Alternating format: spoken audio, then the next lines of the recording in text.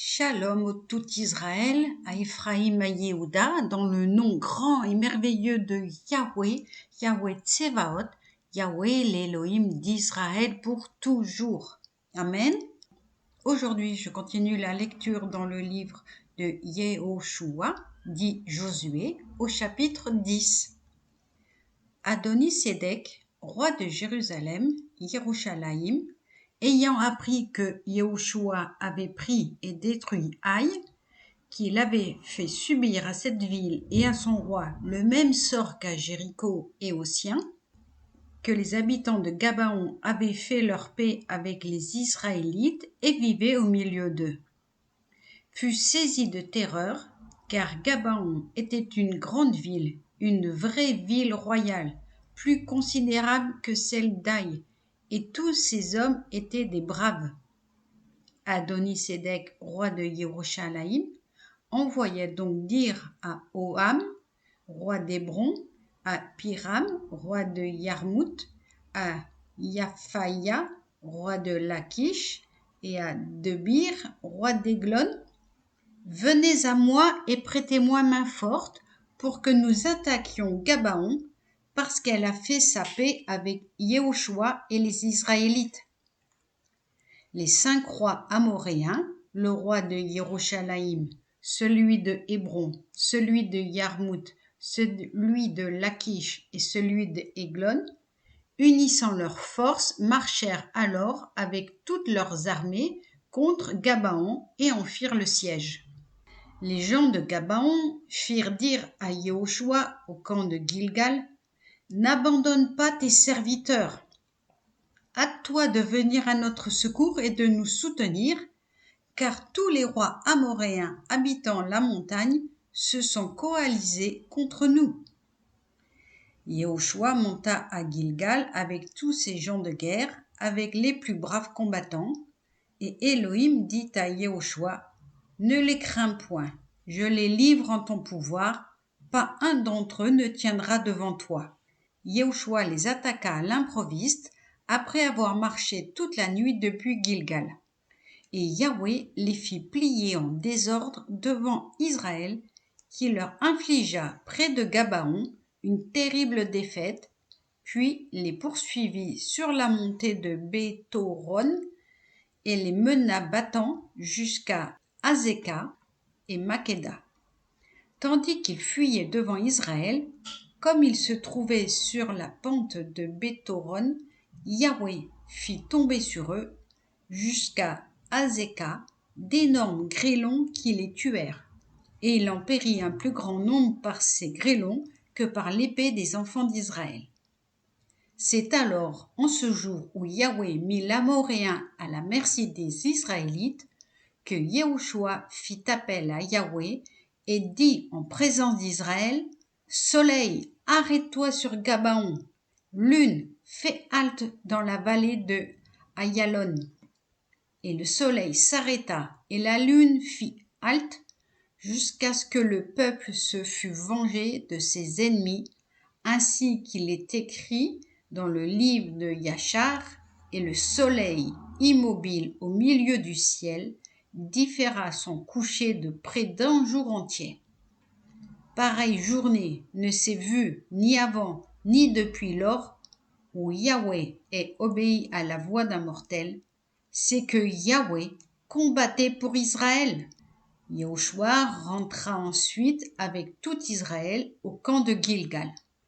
Cependant, les 5 rois s'étaient enfuis et s'étaient cachés dans une caverne à Malkéda. On l'annonça à Yehoshua en disant: les 5 rois ont été surpris, cachés dans une caverne à Makeda. Et Yehoshua dit: roulez de grosses pierres à l'entrée de la caverne et postez-y des hommes pour les garder.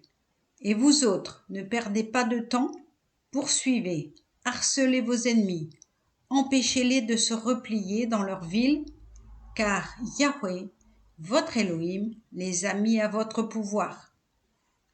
Lorsque Yehoshua et les Israélites eurent achevé de leur infliger une défaite complète, de sorte qu'il n'en resta plus, à part quelques survivants qui se jetèrent dans les villes fortes, tout le peuple s'en retourna tranquillement au camp de Yehoshua, près de Makkéda. Personne n'osa souffler mot contre un seul des enfants d'Israël. Yehoshua dit alors: Dégagez l'ouverture de la caverne, faites-en sortir ces 5 rois pour me les amener. En conséquence, on lui amena ces 5 rois tirés hors de la caverne, le roi de Yerushalayim, le roi de Hébron, le roi de Yarmout, le roi de Lachish et le roi de Églon. Quand on les eut amenés devant Yehoshua, il appela tous les Israélites et dit au chef des hommes de guerre qui l'avaient accompagné: Approchez, posez vos pieds sur le cou de ces rois. Ils s'avancèrent et mirent le pied sur leur cou. Yehoshua reprit: Soyez désormais sans crainte ni faiblesse, soyez courageux et résolus, car ainsi fera Yahweh à tous les ennemis que vous aurez à combattre. Et Yehoshua les fit mettre à mort et pendre à 5 potences, où ils restèrent attachés jusqu'au soir.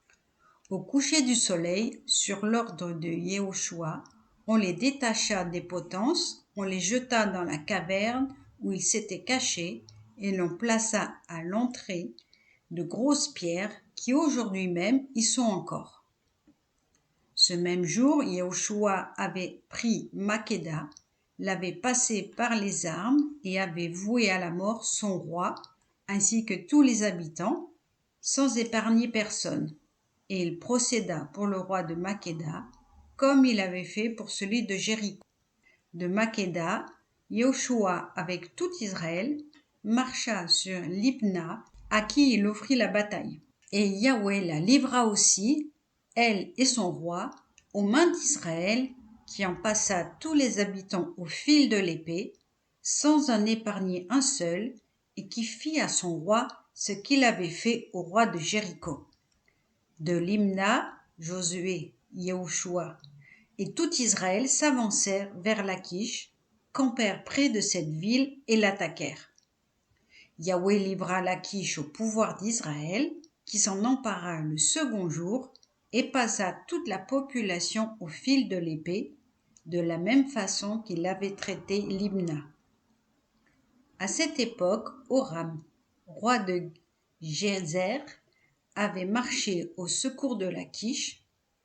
Yehoshua le défit, lui et son armée, au point qu'il n'en survécut pas un. De Lachish, Yehoshua avec tout Israël se dirigea vers Églon. Ils campèrent sous ses murs et l'attaquèrent. Ils la prirent ce jour même, la passèrent au fil de l'épée, exterminèrent le même jour toute la population de la même façon qu'on avait traité Lachish. Puis Yehoshua et tout Israël montèrent d'Églon à Hébron, attaquèrent cette ville, la prirent, la passèrent au fil de l'épée, ainsi que son roi, toutes ses bourgades, toute sa population, sans laisser aucun survivant, la traitant en tout comme Églon, ville et habitants, on condamna tout. Yehoshua alors rebroussa chemin avec tout Israël dans la direction de Débir, attaqua cette ville, la prit ainsi que son roi et toutes ses bourgades. On passa tout au fil de l'épée, on extermina toute la population sans laisser un seul survivant, comme on avait traité Hébron, comme on avait traité Libna et son roi, on traita Débir et le sien. Yehoshua bâtit ainsi toute cette région, la montagne, le midi, la vallée et les versants, et tout le roi, ne faisant point de quartier, proscrivant toute âme vivante, comme l'avait ordonné Yahweh, Élohé Yisraël. Yahushua soumit tout, depuis Kadesh Barnéa jusqu'à Gaza, et tout le district de Goshen jusqu'à Gabon, et tous ses rois et leurs territoires.